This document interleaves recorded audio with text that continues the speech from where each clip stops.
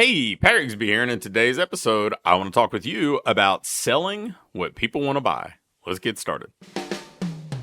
Welcome to the Fitness Business School podcast, the show for fitness business owners who want to grow their income, increase their impact, and improve their lifestyle. Be sure to listen till the end of this episode because we have a brand new special offer exclusive for listeners. So stay tuned. As I record this, we just wrapped up the whole holiday kind of Black Friday kickoff, Black Friday, Small Business Saturday, Cyber Monday, all that fun stuff. And man, I think that is just such a powerful classroom if you're paying attention of how consumers behave, how consumers buy, what gets consumers to take action, what kind of offers convert, what kind of distribution people get on the offers that they're making. And frankly, I think a lot of people, they bury their head in the sand about it. They don't even look. They may put out an offer, they may send out an email, they may make a couple posts, and it just doesn't gain much traction. And then themselves, they don't dive in and pay attention to what other people are doing. They have that whole, I'm not into Black Friday, I don't buy things then. And they almost wear that as like a badge of honor instead of saying, okay, this is like the biggest sales window of the year. And if we're trying to sell things, then you should probably learn, right? If you have the opportunity to listen to the best public speaker in the world, you should probably listen if you want to be a public speaker because you're going to learn things. If you have the opportunity to read the best writer on the planet, then you should probably read from that writer if you want to be a better writer. So if this is our best window of opportunity to learn how consumers actually are compelled to buy things, man, you got to pay attention. And a few lessons that I think are reinforced there, and these are things that, I tried to coach people on in advance, but I think they were reinforced. This was the most successful Black Friday, most successful Cyber Monday in history. A couple things that were easy to notice was that the best offers, the most compelling offers had broad and consistent distribution. People were sending out emails, making social posts, running ads, sending texts. They were making sure that you gave their offer attention. I had any number of text messages for people who were quote unquote dropping their offer at a certain time. And so there was a lead up to it to create anticipation and excitement. So I think that making sure that if you want somebody to buy in a very busy marketplace, it's your responsibility to not only make sure they see the offer, but they see it with enough frequency so that they can make a buying decision, so they don't lose track of it, so they don't feel uninformed. Because people tend to buy things, the more we ask somebody to spend or the bigger the commitment we ask them to make, the more they need to understand it, the more they need to have confidence that they're going to use it, that it's going to be a good fit. The less commitment, whether it be financially or time or whatever else, the more it can just be an impulse buy. So, I don't think a lot of people in the fitness industry are always eager to sell impulse buys. They want to sell what they want to sell. They want to sell annual programs and, hey, do this 12-month program and get this discount, which seems silly to me if this person's never stepped foot in your gym. Like, if they've never been in there, why would they want to commit to 365 days of going in there? I think that's why if you're going to sell bigger offers, if you're going to sell greater commitment offers, and again, I will keep reinforcing the fact that commitment is not just money.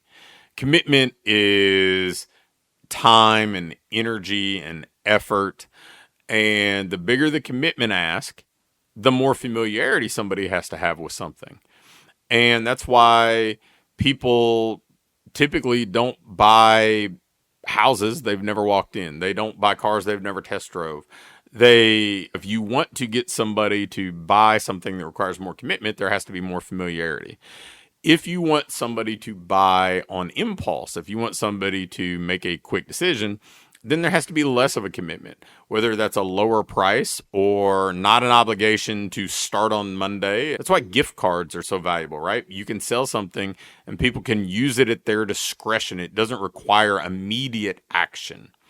Things like punch cards, things like pre-purchasing a challenge that you could use during the entire upcoming year. Any of those things, I think, can be interesting. But if you want to sell more, you got to sell what people are willing to buy. And I think people prove time and time again that they will buy things that they've got flexibility with. They'll buy gift cards. They'll buy things that don't have to be used immediately. That's why people will buy books knowing that they're not going to go home and tear through the pages the same day. People will buy books because they see themselves reading it in the future. They buy outfits that they see themselves wearing in the future. They don't have to wear it this minute. Most things that people buy during Black Friday are not things that they're getting usage out of on Saturday. Not everything, but most things. A lot of things are going to be gifted in the future. A lot of things are going to be used down the line. We have to keep that in mind. We have to understand that this is how consumers behave. And if you aren't willing to swim with the current, then you're probably going to drown. And so many people want to fight the current, and they want to sell what they want to sell. They want to just stand their ground and say, I want people who are committed. Committed to who? Committed to what? Like, I think commitment is something we earn, not something we're granted. And if we want somebody to commit to us, then we have to earn that by demonstrating that we can actually help and that we're the right fit to solve their problem and help them achieve their goals. So if you want to sell more, there are just a few quick tips on how to sell what people want to buy. Thanks for listening to this episode of the Fitness Business School. Before you go, I have a quick announcement.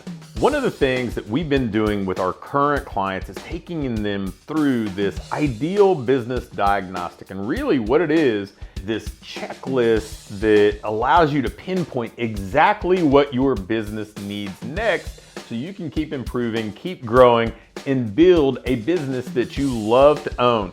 One that pays you well, one that allows you to have the impact you want to have, and one that allows you to have a lifestyle that you truly enjoy. In this diagnostic, we walk through everything and we do an evaluation and can instantly pinpoint what you need to do next to build that business that you want. I'm going to extend this opportunity to get on with either me or my team and take you through this evaluation and fix your business's most vital needs fast. So if we take you through this, you're going to be able to make those vital changes that you need to finally have what I call your ideal business. If you'd be interested in going through this entirely free, risk-free diagnostic with us and learn what you already have in place, what you're doing well, and where your greatest opportunities for rapid improvement are, just shoot me an email with diagnostic in the subject line to pat@patrigsby.com. Again, an email to pat@patrigsby.com with diagnostic in the subject line will get you scheduled and take you through this evaluation to help you build the business you want.